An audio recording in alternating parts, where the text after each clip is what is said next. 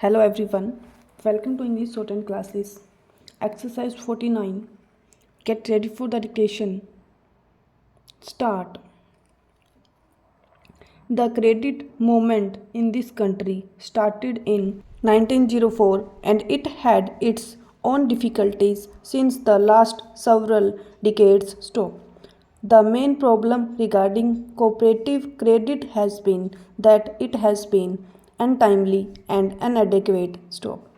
In 1904, the Corporation Societies Act was passed, which was later amended in 1914. Stop. Then there were certain committee appointed and they reported about the weaknesses of the credit movement in the country. Stop. In 1919, this subject of cooperation was transferred to the states, after which several states passed cooperative acts of their own. Stop. Thereafter, in 1929, the Royal Commission made certain inquiries about cooperation and the credit movement and made certain recommendations. Stop. And till 1950 or 1951, there was very little improvement in the field of cooperation. Stop.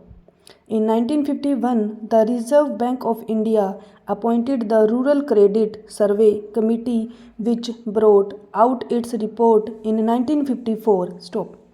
That committee came to the conclusion that only 3% of the credit required by the agriculturists in the country was being met by the cooperatives, and it made certain suggestions. Stop.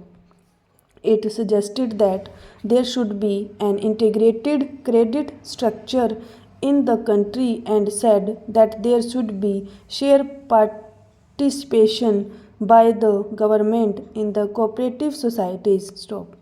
It suggested that the government should take shares in the cooperative societies so that the cooperative movement can get strength through government participation. Stop.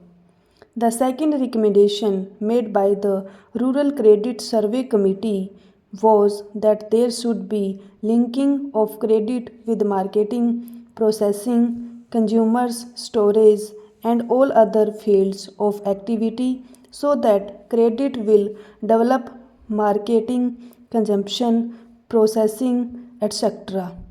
Yet another recommendation was that there should be a training program for the non-officials. Stop. The fourth recommendation and the most silent one was that there should be a three-tier structure of credit. There should be cooperative societies at the lower level, then there should be district banks, and then the apex banks, and that all the three should be interlinked. Stop. These recommendations were accepted by the Government of India. Stop. This report also recommended that in order to implement these suggestions, there should be a National Cooperative Development and Warehousing Board. Stop. The Government of India have accepted these suggestions in 1956. Stop. According to that act, there came into being a warehousing board which took care of the warehouses in the country, and also the National Development Board which took care of the development of the cooperatives. Stop.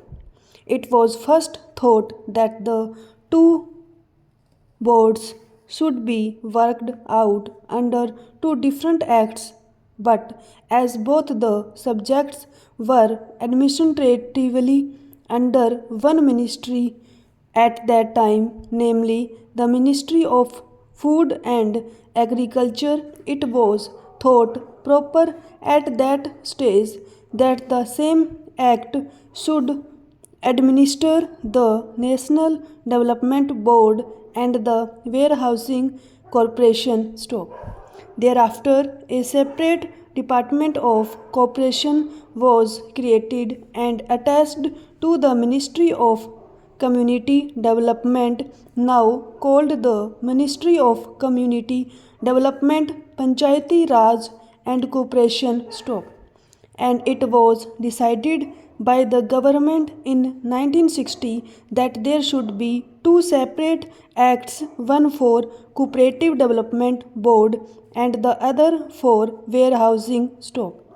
In one of the papers submitted by the Ministry of Food and Agriculture, on the basis of which the presidential order to create the Department of Cooperation was passed, it was suggested that these two bodies should be administered separately, and that is why we have now come before Parliament with this National Cooperative Development Corporation Bill.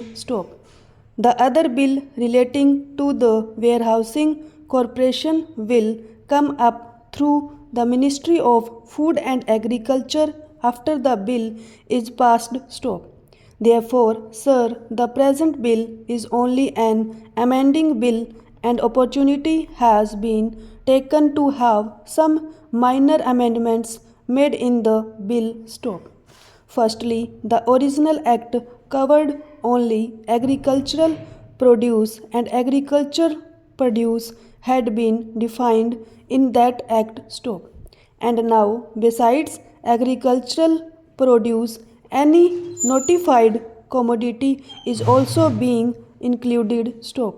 If government wants to include any commodity for which Parliament is competent to legislate, it can notify that commodity and apply the provisions of this measure to that commodity. In that case, we will not have to come to Parliament again and again.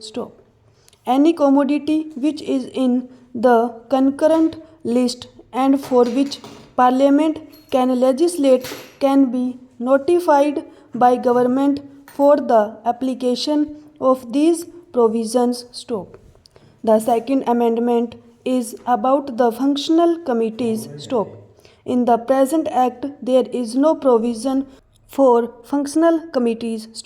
Now this corporation has to deal with credit, processing, marketing, consumers and all these types of items in order to boost up the cooperative movement. We found that there was a lacuna, and therefore we have suggested a provision to have functional committees. It is only an enabling provision, and after this bill becomes act, we will have functional committees regarding credit, processing, consumers, etc. Then there was no power of delegation.